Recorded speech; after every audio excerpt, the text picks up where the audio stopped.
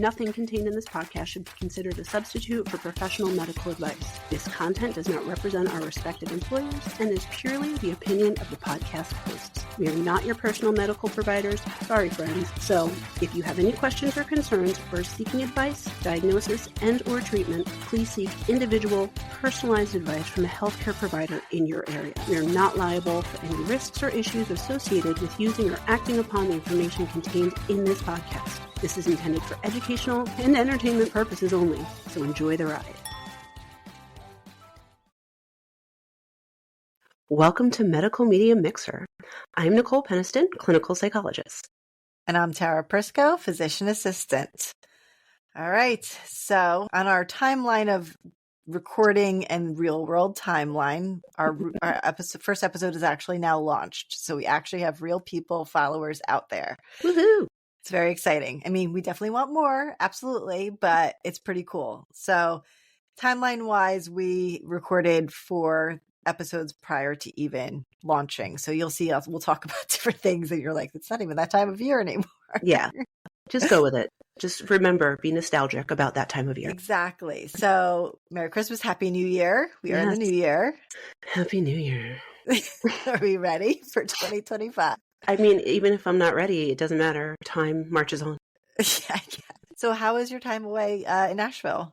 It was okay. My mom was sick, so with like a chest cold. So that was a little bit of a downer, but she was a trooper and we did all the basic bitch Nashville things like walk, that main street where they have all the bars and stuff, and shopped for cowboy boots. We didn't buy any. Oh no, I expected cowboy boots. Oh, I bought ones on Amazon ahead of time and they were super painful. So no, I was not going to spend These like a lot of money. These boots were not made for walking?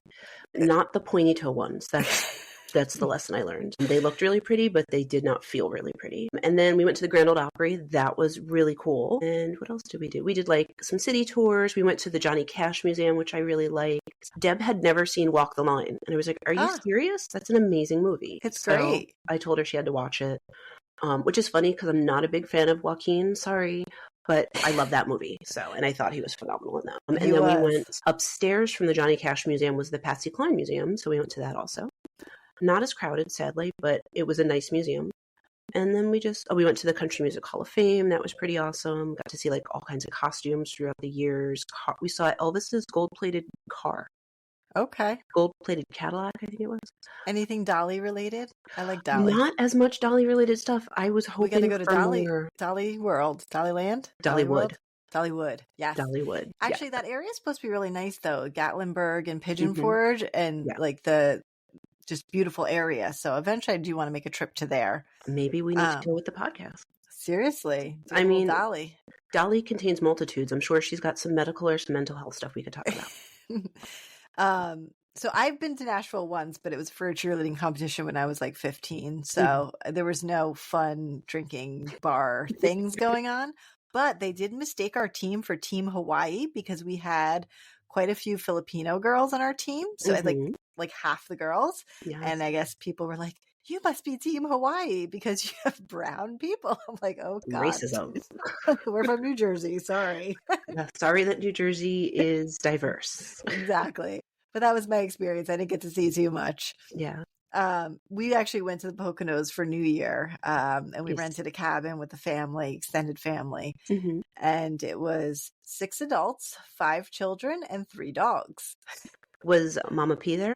Yeah. No, not my mom. My mother-in-law on that side of the family.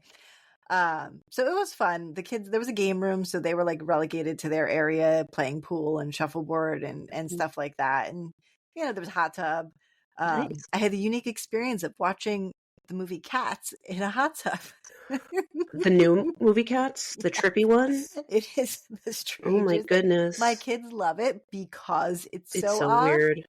Like amazing actors and actresses, like the singing, the music, spot on. But what they did with that directing was like, and like the AI stuff was like cute. They're this big, then they're this big. It was.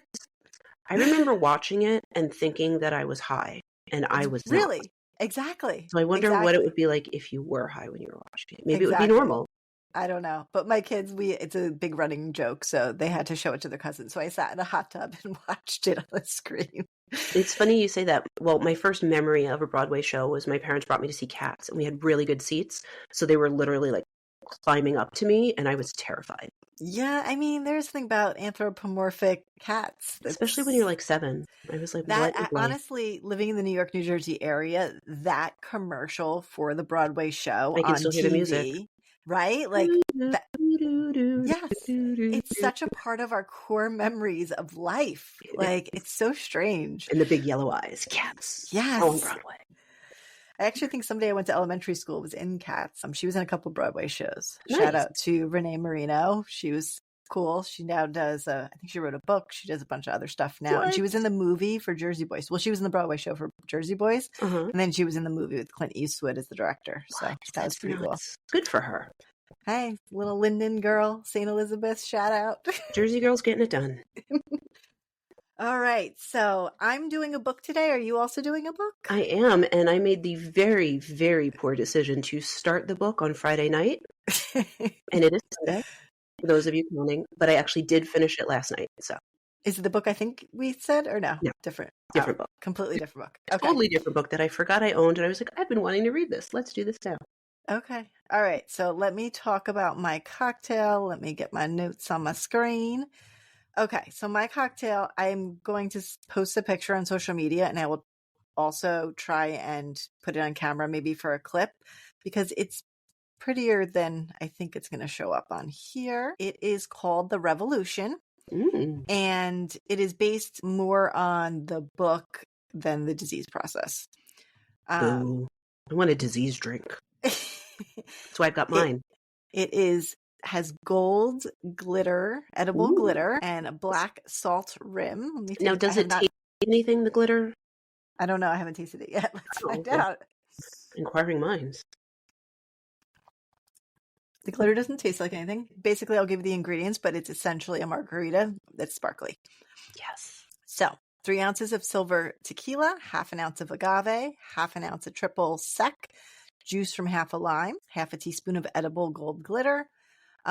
They had said black sanding sugar, but I did salt because it sounds to me like a margarita, with a little pour of some carbonated water over it. So basically you take all the ingredients except for the carbonated water, ice, shaker, put in the glass. Before that, you'll have rimmed the glass with the salt, but it's tasty. It's essentially a sparkly margarita, and sparkle is fun. So you're a salt margarita girl, because I'm a sugar margarita girl. Oh yeah, no, salt for sure. And I heard that you didn't have any limes. I could have emailed you a lime. I had to use a lemon in my margarita because I thought I had limes, but apparently not. It's okay. Yeah, it's citrus. It works. Yeah. So the reason it's sparkly with sort of the black is because it's supposed to be like a dragon. Ooh. So have you read the Fourth Wing and Iron Flame books? I have not, but I know that they're super popular. I see them on Book Talk and all those other places. But girl, my TBR pile is like 40 books deep. And that's physical books. That's not even digital books. Yeah, no, I will die before I ever read all of my books I want to read. But so I am a fantasy girl at heart. Like Same. Real but like I've read Lord of the Rings, all of it, Game of Thrones, of course, the, lighter stuff like Harry Potter, Dragon Riders of Pern is like a huge favorite of all time, is The Realm of the Elderlings, all those books. But this romantasy thing is like a thing now. It is. And so I have like torn feelings about it because I don't want to be like, no, only core fantasy, right? Like that seems like people want to read, you want to read. Like it's fun, whatever. Yeah. But I did read another romantasy series and the writing was really, really bad. And so that, like, I liked the concept. You'll have to tell me after the podcast. The writing, but don't mind me. I have to pat my nose here. Okay. So I was this one was so popular that I was almost like turned off. Mm-hmm. But then I read and I was pleasantly surprised. So I like the concept. I like the idea. I like the world. I like kind of the way it goes. I'm not going to give spoilers. This is very general. So Fourth Wing is the first book. Iron Flame is the second book. The third book actually is going to be released January of 2025. So it might be out before this actually posts. Ooh. So obviously I'm going to read that one. The plan is for a total of 5 books from what I can tell. Who's the author? So Rebecca Yarros. Nice. So apparently she was a more of a romance writer who delved into fantasy recently, if what I can tell. Mhm. But basically, Fourth Wing and the whole series follows Violet Sorrengail in her efforts to become a dragon rider at the Basgaith War College. In the beginning of the story, she enters the Rider's Quadrant, which is one of 4 quadrants in the story's War College, which cadets are taught to ride dragons. And she seems to be at a clear disadvantage. Unlike most people who train their whole lives for this to get into the Rider's Quadrant, she really had only been training for 6 months. She trained her whole life to actually be in the Scribe Quadrant, which is essentially like Uber librarians, I guess. They're like into the scrolls and all of that. Because of her perceived physical disability, she's seen by others as being weak and fragile and described to be very small in stature. But at the last minute, her mother, who's actually a general in the Rider's Quadrant, forced her to enter the Rider's Quadrant. So throughout the series, we see the trials that she faces. Already, this is a grueling thing. People die left and right, but her tasks are a little bit harder because she seems to have a condition that affects her joints. She shows signs of hypermobility, prematurely graying hair, joint pain, easy bruising, and brittle bones. She has frequent joint dislocations, and it's mentioned that she frequently needed the healers and the menders since her childhood. So she gets creative during her time there and uses her wits to help make up for some of the physical differences. And basically, Question, you might have said this, but I missed it. Are they all like teenagers who are doing this? So technically they're 21. That's actually a thing that people criticize in this book, that sometimes they act like teenagers. So technically this is not a young adult book. It does get very spicy. So very detailed and spicy. Nice. So definitely not young adult. But it is interesting because sometimes they are acting like teenagers and you forget, no, they're in their 20s. Okay. So, but one of the things that people have commented on and that the author shows a lot of examples of adaptation to help somebody with a disability. So she uses bracing and wrapping of her joints that she knows are prone to dislocation. She's given clothing, dragon scale armor, and rubber-soled boots, and a lighter backpack from her sister, who's a rider, to help her get through these challenges and to be safer. And she also even finds ways to mount her dragon. For her dragon actually helps come up with a saddle to basically keep her in without falling off. So basically, her dragon like gives her tips on how to ride him. Yeah, I mean, he's very old and wise. He's like the biggest dragon in all of their whole world. So better than Falcor? Yeah, this guy's badass. Like he's gonna Okay. I'm glad you got that reference. Thank you. Yes, of course. Oh my god. I think did someone say they're remaking that? If they are, please don't. Never-ending Story. I just want to rewatch it. I don't want to remake it. I just want to watch it again. But basically, it's interesting because, they really do subtly. I mean, it's a part of the storyline, but they don't come out and say anything of what exactly she has. They just basically, she's got this problem and she has to find ways around it to survive, literally to survive. So she uses her intelligence and her tenacity to help get her through things. And then she also kind of forms a chosen family, friends who become family, her team, who also help support her through everything. And they say that that's important for anyone living with any kind of disabilities, have that social support. And also they talk about like the healer who's known her as a child and having like a team of medical professionals who support you. So it's interesting, that this is weaved into the tale. So the author actually basically said that this is related to her own disability and a disability that her children have as well. So she's actually stated on social media that she has Ehlers-Danlos syndrome. That's what I was predicting when you were talking about it. See? Oh, look at me. I'm so smart. You know your stuff. So yeah, Ehlers-Danlos is interesting because I would say most people who are not in medicine have not heard of it, although there is a lot more awareness now. Like there's because of social media and access to things. So Ehlers-Danlos is a disorder that essentially affects your connective tissues, which can include your joints, skin, and blood vessels. And these body parts become more lax and flexible, making being more prone to injuries. So again, it's something that I learned about, and it's something that it was rare and you kind of had to know it for a test question, but it's not something that I really ever thought about on a day-to-day basis when seeing patients. Mm. But in the past year, I've identified 2 patients with this. And it's so funny you say that. In the past, I'd say 6 months, I've met people for psychology reasons who, when I'm doing my full biopsychosocial, they're talking about either having just been diagnosed with it or being evaluated for it. Right. And I feel like, again, I learned about it, I knew about it, but never really heard too much about it until recently. I wonder why. Any theories? So I do think there's more awareness out there. I just know personally, it's just more on my radar. It was quite interesting. The second time I identified it, I had a student with me. And the patient was very complex, and I was working with, she was new-ish to me, a couple months, and I was asking her more questions. We were going deeper. And then I started going down this train of thought and asking more questions related to that path. And then my student and I made like eye contact, and she knew where I was going with it. And it was one of those sort of exciting moments. I don't know. It's this weird thing about diagnosing things that are rare. And you're like, oh, I get that's it. Like it all just sort of clicked. And I'm like, that makes sense. So it is very tricky. And the prevalence is honestly probably a lot more than we actually know. So give a little background. Ehlers-Danlos is named after 2 doctors, Ehlers and Danlos. What? I thought you were going to say like Smith and Wesson. Right. Who described this condition in the early 20th century. I found, honestly, from looking at like some of my go-to medical resources. So Medscape is great on the medical login side of it. I think eMedicine or whatever it is their regular people login, but I have like an account. Regular people login. You know what I mean. But I found, there you go. That's the word.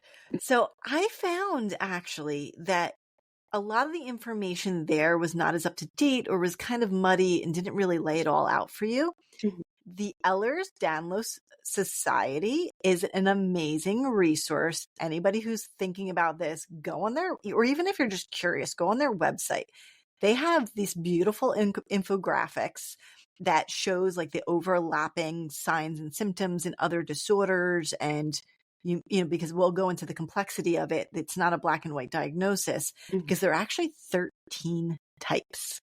Which, that makes sense. Yeah.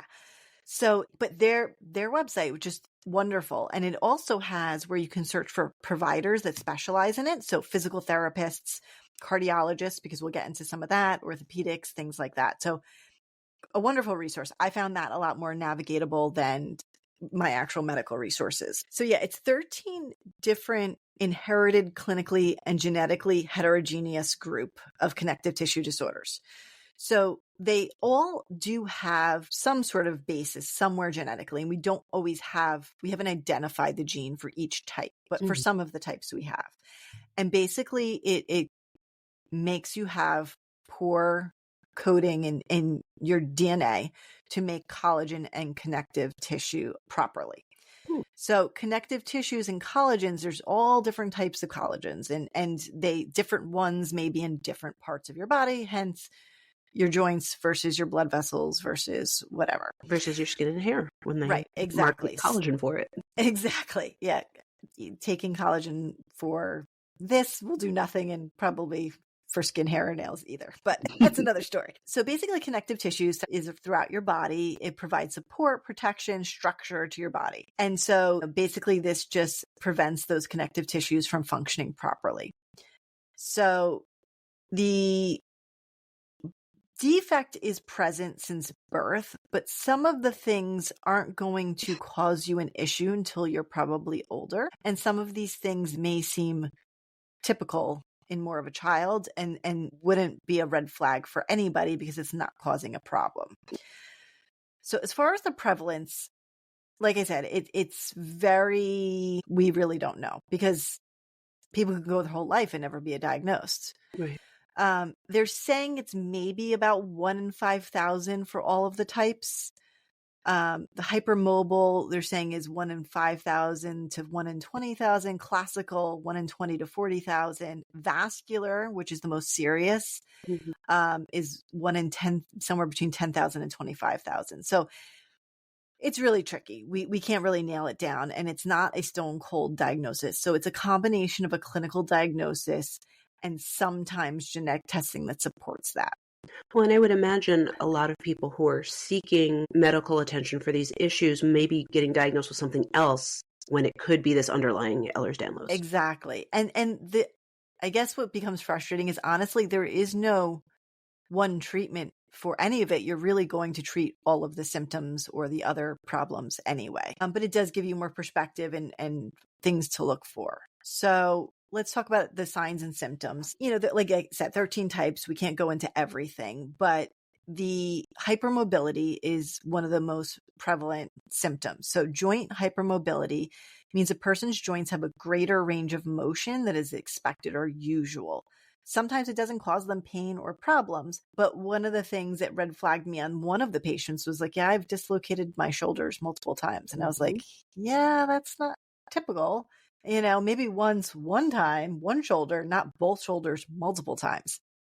Yeah, So, or one of the patients I saw, she had like sprained her knees and her ankles like 3 or 4 times every year for like the last like 6 years. It's like, and she wasn't like an athlete or anything. So it's like, what's going on? Right. And so like, one of the patients I was talking about who was a male patient, and I was talking more about very flexible, this and that. He's like, yeah, when I was a kid, I could like do more splits than the girls in my gym class. And I was like, again, red flag, red flag. So that's one of the most prevalent symptoms. And then skin hyperextensibility is another one. And so, which is interesting. It's really going to be difficult because some of these things, a picture is 1,000 words or whatever they say. Look up the pictures. I don't know if I want to on that one. No, it's not. So say I put my hand here. How far can I stretch this skin? Right.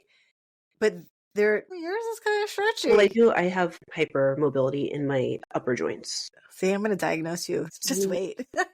Look, I got every problem in the book, so just add it. So that is, there are specific like measurements. I'm hitting my microphone. Specific measurements that more than 2 centimeters is typically what they say is associated with. Well, we'll say EDS because it's easier than me saying the whole name. They can also have what they'll call like doughy skin and delayed wound healing. And then their scarring, they'll call it like cigarette paper scarring. You'd have to, again, it's very difficult without looking it up, but just the way they scar is a little bit different. And that goes along with the tissue fragility. So just more vulnerable to damage, bruising easily, poor healing. And that can be fragility of the skin, blood vessels, abdominal organs, eyes, gums, all of this. So each type has its own diagnostic criteria. I am going to go into one thing called the Baton scale, because that's sort of our step one for specifically the hypermobile parts. And then usually if clinically you feel it's there, I'll send them to genetics and let them run the panels because I don't know all of the genes. And still sometimes they'll come back with like, oh, this is a gene of undetermined significance, but it's a collagen gene. So that's abnormal. So we don't know because we have not done the studies to know yet, but probably confirms it if clinically it fits. So if they don't perfectly fit the criteria, then they would just be called a hypermobility spectrum disorder. So that could be something like you're speaking about, that you're hypermobile or something here, but you don't hit all the criteria. So, let me get down to, let me give you, before I do, because I want to get to these like sort of specific tests that we do, but a couple other things that do go along with this. And this kind of falls into very non-specific things, which maybe sometimes providers or people will push off as like, oh, this person has way too many non-specific complaints. It must be all in their head. That's why I think I see some of those people. Right. Fatigue, headaches, autonomic dysfunction. So if you've ever heard of postural orthostatic hypotension and tachycardia, You got it. There's So an increase in basically, POTS lately, but that's for another that episode. related to COVID probably, Yes. but some of these people have been suffering, for their whole lives and not known. So when they change positions, their blood pressure can drop, their heart rate can go up. Gastrointestinal problems, so delayed gastric emptying, gastroparesis, so just basically your stomach not emptying. Anxiety, of course, goes along with some of this.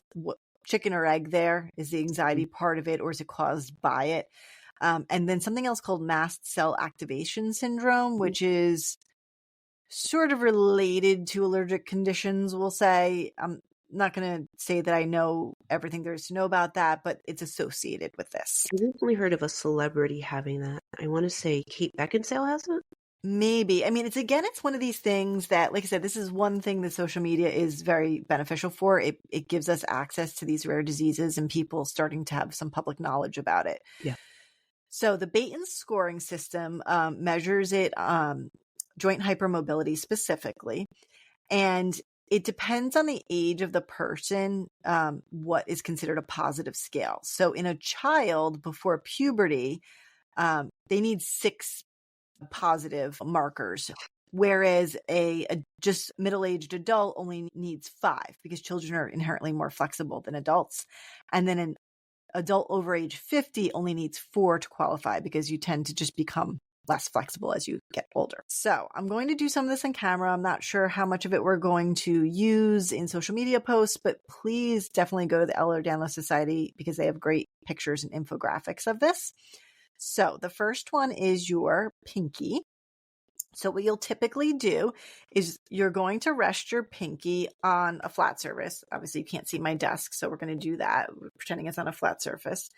And if you can put your pinky up past 90 degrees, you can use your other hand to do it, past 90 degrees. So you're right at 90. We're not talking about this little curve there, but past 90 degrees would be considered a positive test on that one. Now, thumbs. This is an interesting one. I definitely am not flexible on my thumbs. Taking your hands and trying to touch your thumb to your wrist or forearm. So you're nowhere near. I'm nowhere near. Yeah. So that's one of the criteria. Elbows. Not sure if I'll get this one on camera. Let me try and move myself over. No, we're not going to be able to do it. Basically, straighten your elbow. Let me back up. We're going to do this real fancy. Straighten your elbow. And if the angle when it's straight, goes past, how many degrees here? More than 10 degrees past straight, that would be considered hypermobile. And then your legs, if you stand and you straighten your legs, and if they sort of bow back past, how many degrees on that one? So 10 degrees on that. Yeah, 10 degrees also on the knees. So going past straight. And the last one is standing and putting your palms flat on the ground. That one I can do. I can do too. Yeah. So, that's the other one. So if you can put your hands flat on the ground with your feet flat on the ground without bending your knees.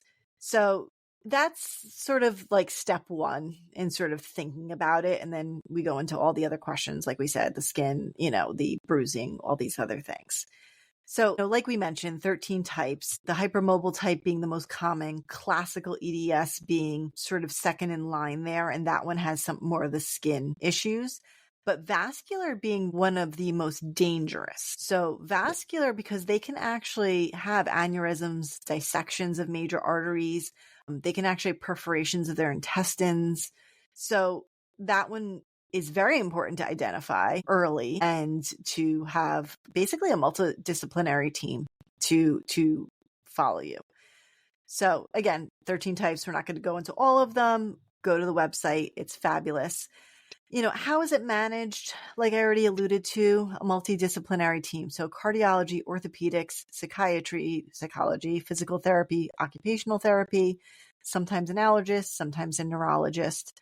Being careful to avoid trauma and not participate in contact sports where you're going to be more likely to dislocate things. For some patients, particularly the vascular, pregnancy could be dangerous for them.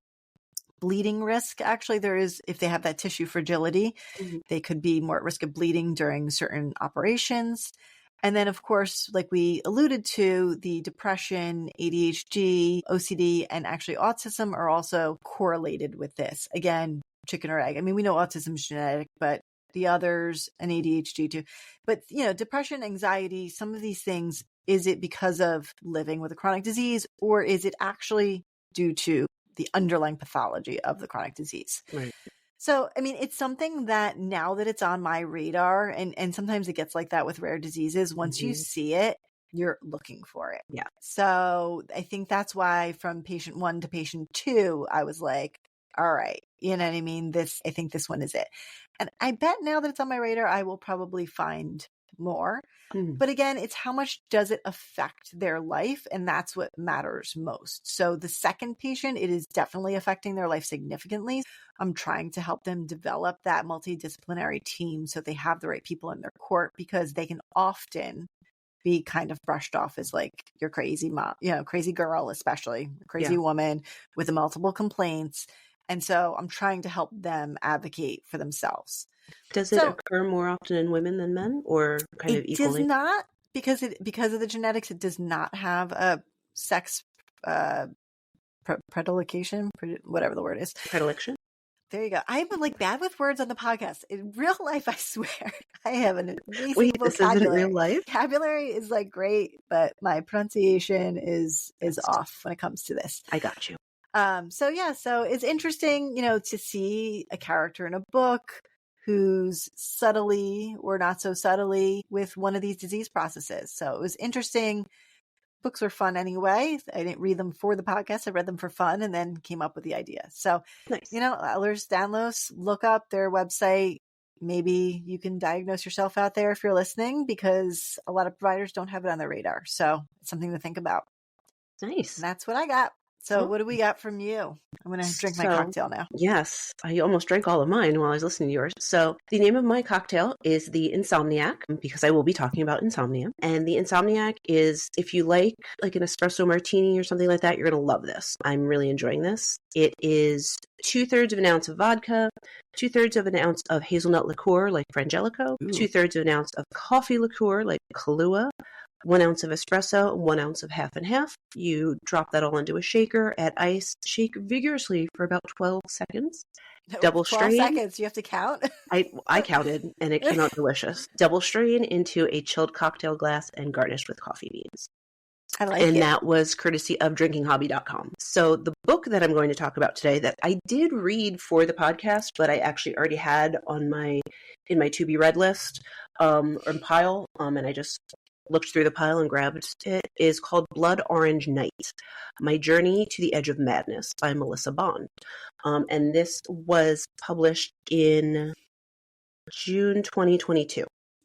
So this is the story, it's a true story of Melissa Bond, and it starts off, she gets married, she's 38, her husband is around that age, so it's, they're getting married a little bit later in life. She immediately gets pregnant, they're super excited, they have their first child, who is a son, and he is diagnosed with Down syndrome pretty early on. So they're adjusting not just to being a little bit older as parents and, newly married, but now having a special needs child. And then she gets pregnant approximately 7 weeks after giving birth to her first child. So really quick. Wow. Gets, right back in there. And I think it's about a month after finding out she's pregnant for the second time, she starts to have severe insomnia. We're talking less than an hour every night of sleep.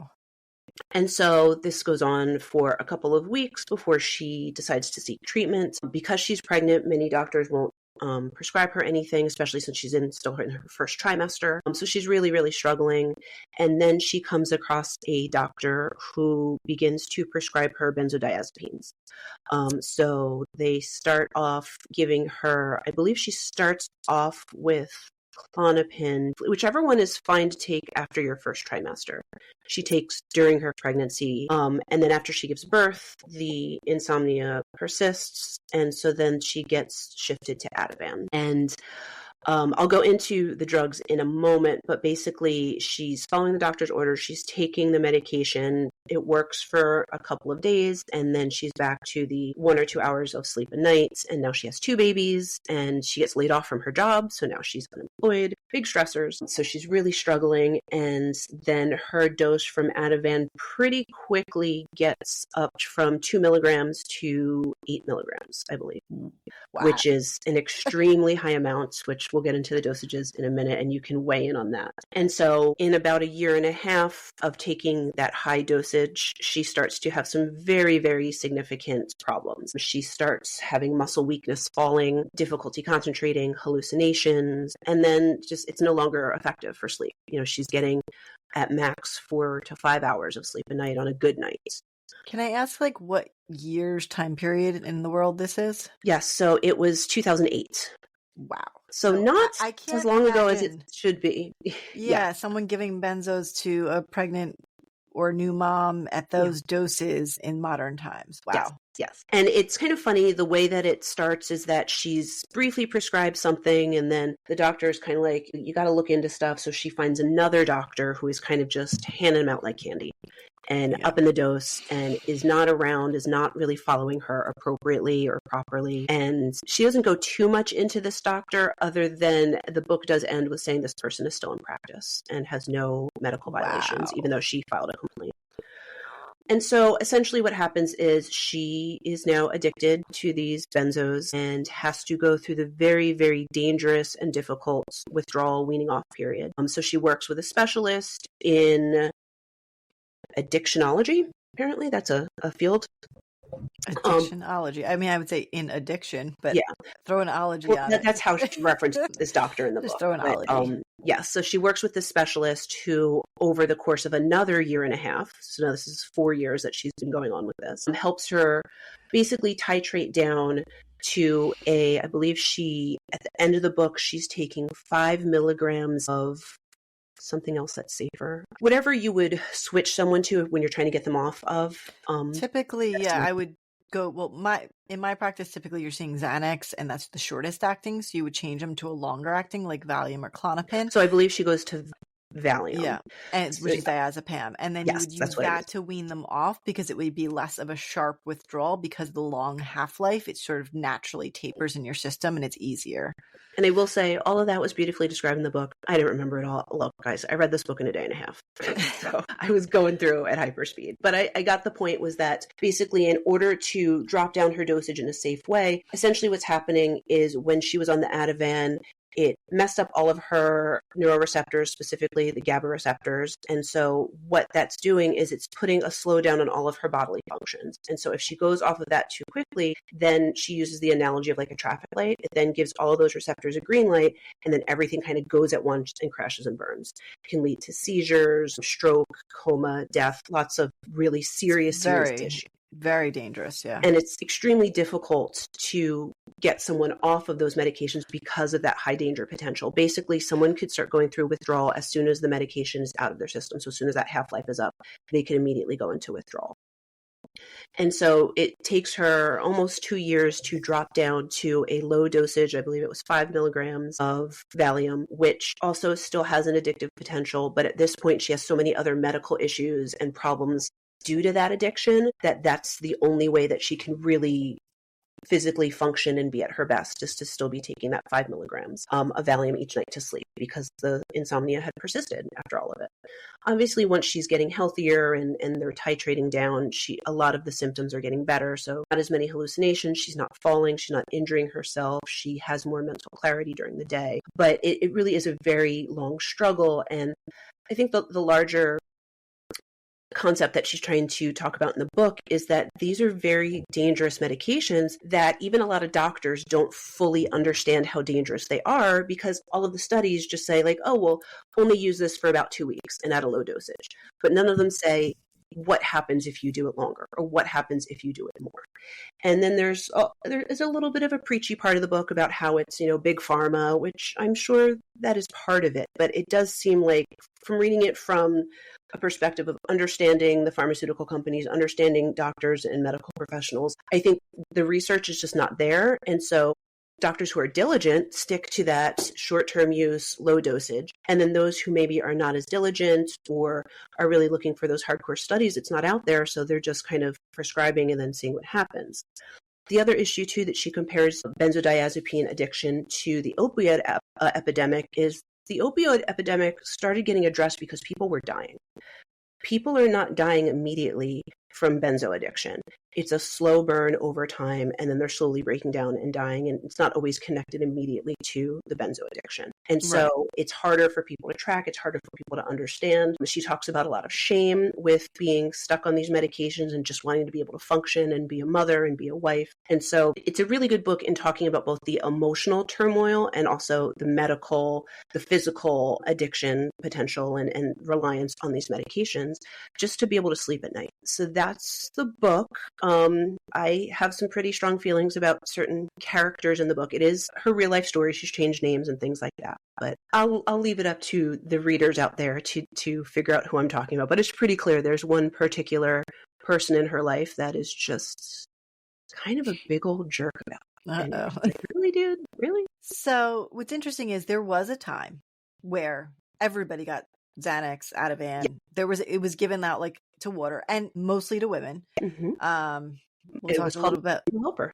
Right. And so I do have quite a few patients who, not of their own fault, have been on these for many, many, many years. And that's another thing. A lot of this is the true being prescribed a medication to function and then finding out after a certain amount of time that they're now accidentally addicted versus someone who's out there seeking a high, looking for something that is bad for their bodies. These are just people following their doctor's orders. Exactly. But these patients, I find, are very scared to come off. They're afraid of the anxiety occurring again. Mm-hmm. This was insomnia, but same idea, just the fear of that occurring again. I find that more difficult than many addictions. And the dangerousness, the seizures are an absolute real danger. So when we talk about addictions, alcohol withdrawal and benzodiazepine withdrawal are the most dangerous ones.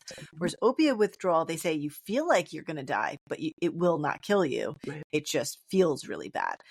So it's something I do come across. I do not start patients on these, but some few patients will be maintained. And if I have a new patient come into the practice, they're told immediately, let's address the underlying issue. Mm-hmm. Let's fix the anxiety with other ways. Right. And we're going to come up with a plan to get you off. Yeah.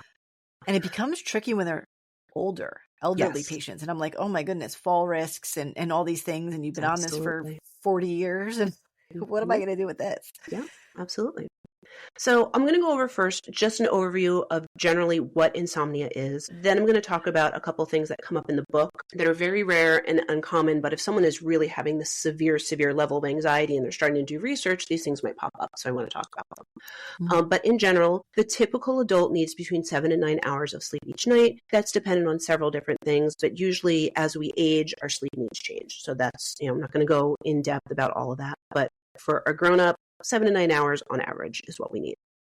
Insomnia specifically is diagnosed if someone has a hard time falling asleep, staying asleep, waking up too early and not being able to get back to sleep, and then typically having some daytime symptoms because of those issues. But insomnia itself is just the difficulty with initiating and maintaining sleep. And so in my practice, when I'm doing psychological evaluations, I ask every single person about sleep because sleep is so important to restorative states, to physical health, to mental health. And so I'm screening everybody for insomnia. And then if I am seeing significant issues with sleep, I'm making recommendations in my evaluation about sleep, even if it has nothing to do with the diagnosis that I'm making. I know that the importance of sleep is talked about more in a lot of professions, but especially in psychology, we talk about it a lot because the majority of people we see have some sort of sleep problems. It may not qualify as a sleep disorder, but if you're struggling with sleep, it's going to affect your mental health. So some of the causes of insomnia, I just want to go over one other thing.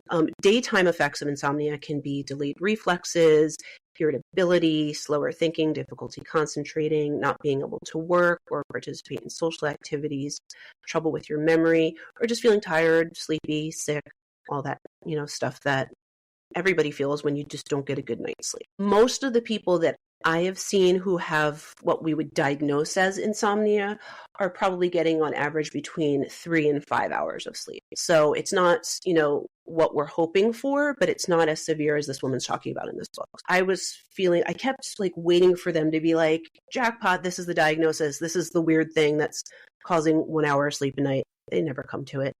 I honestly kind of got frustrated because throughout the book, people are telling her, oh, you're just stressed. You're a mom. You have a special needs kid, kind of pushing it off to her circumstances, which can definitely cause insomnia, but not to that severity. And then by like the last chapter of the book, she's like, oh yeah, that's why I have insomnia, because I have 2 kids. I'm like, I don't know about that. Yeah, anyone would say, let's go to sleep medicine specialist. Let's get a sleep study. Let's do, sleep latency testing. And exactly, which back in 2008, maybe those things weren't available to her where she lived or, where she was at, maybe. But they're definitely recommendations that I would be making now, especially just going to see a sleep specialist, going to get a sleep study and to look at these things, because there can be so many other things that are impacting your sleep than just being a stressed out mom. Not to discount being a stressed out mom. That is very difficult, especially if you have a special needs infant and then an infant who's only a couple months younger. Yeah. But still, that alone should not be getting you only 1 hour of sleep a night, because in the book, she talks about countless nights without sleep. And these are nights where she says her children are sleeping. She says the house is quiet. She says her bed is comfortable. And so the things that we would look at like as kind of a first line defense against insomnia are not affecting her.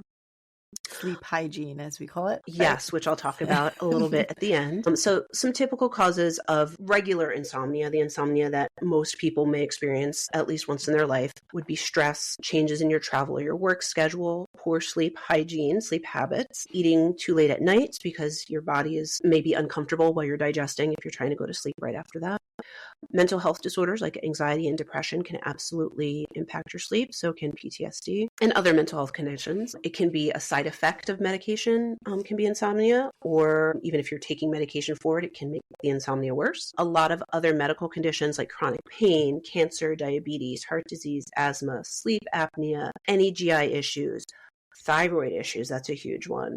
Parkinson's disease and Alzheimer's can also impact your sleep because of the neurological changes in your brain with those disorders. There's also a bunch of sleep disorders proper, like restless leg syndrome, parasomnias, things like that can impact your quality of sleep, and so it can reduce your sleep. And then use of caffeine, nicotine, alcohol, any substances can also impact your sleep. Like I said before, as you age, your sleep needs change. But the typical risk factors for insomnia, unfortunately, are being female. Hormones, especially around menopause, can impact your sleep negatively. Mental health problems, physical health problems, stress, if you don't have a typical schedule. Something it doesn't talk a lot about in some of my sources I use, the Mayo Clinic, National Institute of Health. They don't talk about other things that can impact your sleep. So I actually did cognitive behavioral therapy for insomnia training with the VA. And so they talk a lot about how when you're in the military, your sleep schedule is purposely not set. You're not allowed to sleep. You have to stay up, things like that. And then once you're home on leave or you are discharged or there's some sort of circumstance that's changed, now your sleep schedule is completely off.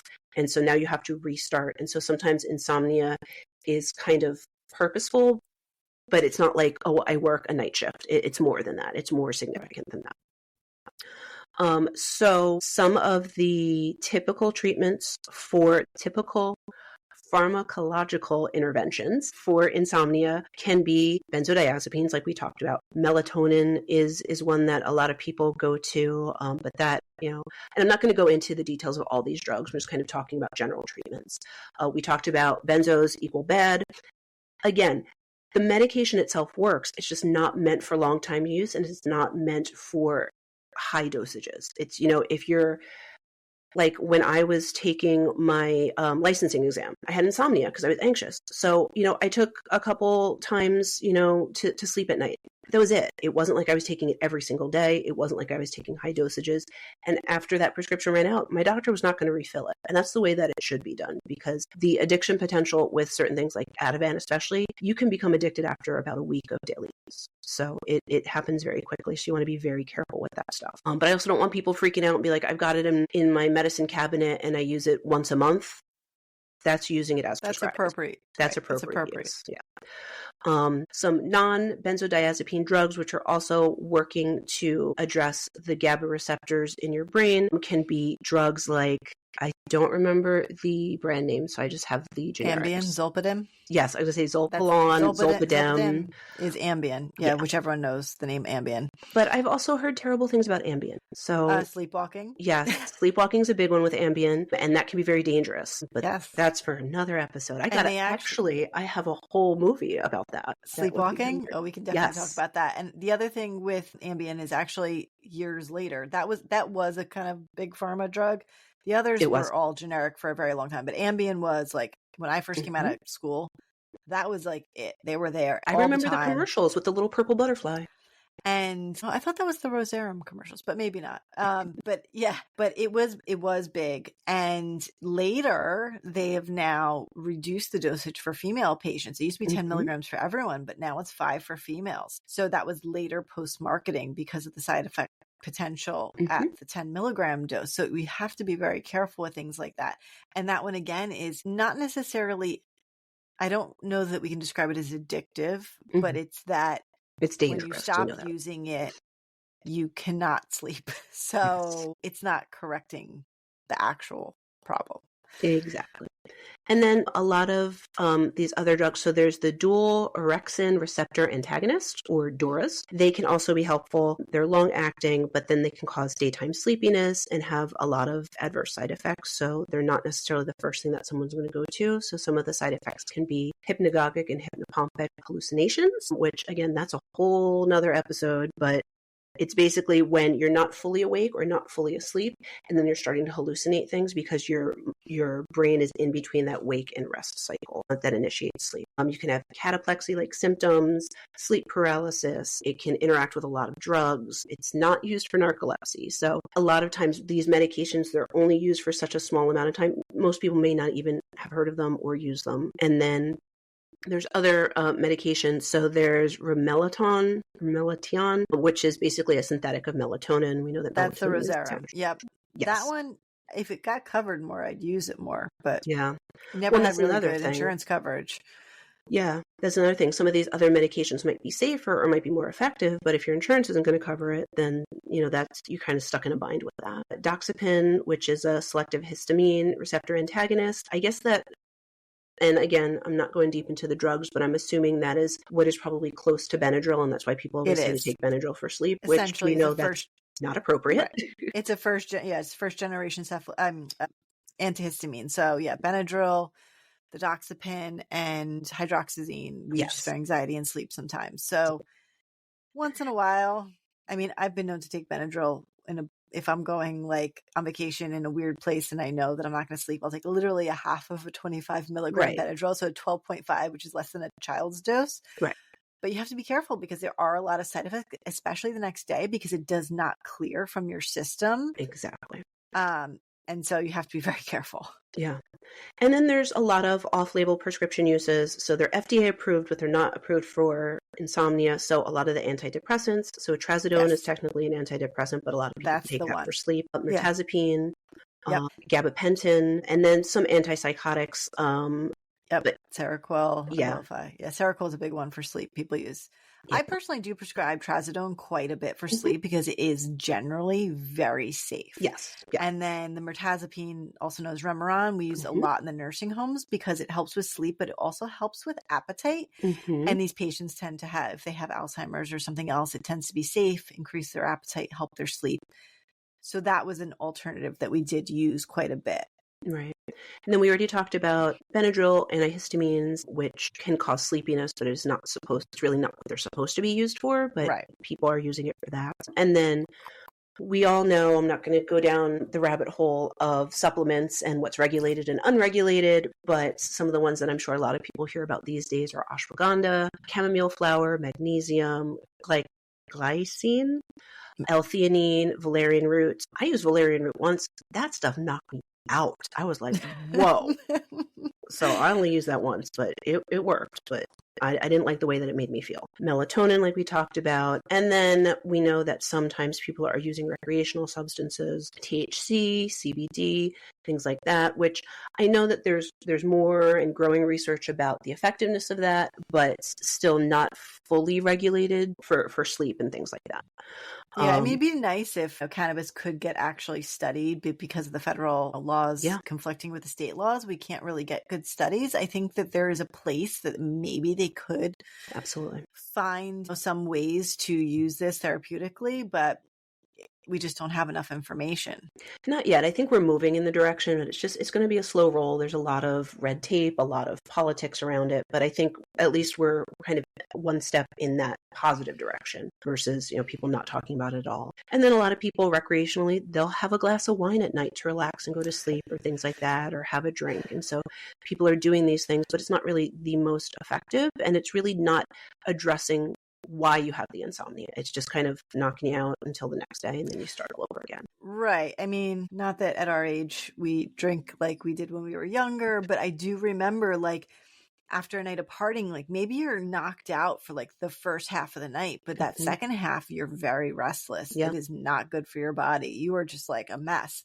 And so it's really not great for your actual true sleep-wake cycles. Yeah. And then the non-medicinal approaches, like I kind of alluded to before, are sleep hygiene approaches. So sleep hygiene, in a nutshell, it's looking at what your environment is for your sleep and making sure that it is optimized for sleep. So making sure your room's the right temperature, that your mattress is comfortable, your sheets and your bedding are comfortable for you, temperature-wise, weight-wise, texture-wise, that it's quiet enough, that there's not too much light, what you're eating before bed and how soon, or if you're exercising, how close to sleep. So looking at those things that you can control in your environment and trying to make it optimal for sleep that works best for you. And then, like I talked about before, there is a cognitive behavioral therapy specifically for insomnia. And I'm not going to go deep into that, but like I said before, I was trained through the VA on that. Shout out to the University for I'm reading it wrong. I can't do a shout out right. I'm sorry, guys. Where is it? I wrote it down. No, I can't find it. Oh, here we go. Sorry. So I was trained by the Uniformed Services University Center for Psychology Deployment, or Deployment Psychology. And so they did focus a lot of the talk on when you're working with people who are in active military or veterans and how their sleep might be impacted. But these CBTI tools are for use for anyone. And so what you are doing, in a nutshell, I'm not going to go in detail, is you are tracking your sleep with a sleep journal or a sleep log. You're looking at some of those environmental factors, looking at any other factors like anxiety, things like that, your work schedule, a spouse in the bed who maybe is snoring and that's why you're having trouble sleeping, looking at many different ways of things that could be impacting your sleep and then trying to adjust those. There's some people really kind of push back on the CBTI because there's what we call sleep restriction. So looking at what your natural sleep cycle is when you're naturally tired versus when you get in bed. A lot of people tend to get in bed because it's a certain time, but they may not be physically tired, or vice versa. They don't get in bed until a certain time, but they were exhausted an hour earlier. And then the time that you naturally wake up. So if you naturally wake up at 4 a.m., you should be up at 4 a.m. every day. And that can be a tough pill to swallow for a lot of people. No pun intended. All those lovely people who get up and exercise at 4 a.m. I don't know how they do it. Good for you. I don't know how they do it. I'm hitting snooze. Yeah, same. So they look at your sleep onset latency. So that's what I was talking about, when you actually feel tired, versus when you have to wake up in the morning, and then kind of measuring how much sleep you get on average and trying to get that to an optimal level through kind of adjusting things little bit by little bit over a series of weeks to see if that helps you address and adjust your sleep. And there's kind of this really nice, on my National Institute of Health link that will be in the show notes. There's a really nice kind of flow chart that says that ideally, if you want to address insomnia, you should begin with CBTI. And then if that's not effective, then start medication, not jump to medication first. And so I think that's really helpful because a lot of people's issues with sleep can be more easily addressed by looking at those other environmental factors, personal factors, treating those other things that are impacting your sleep versus jumping right to a sleep medication.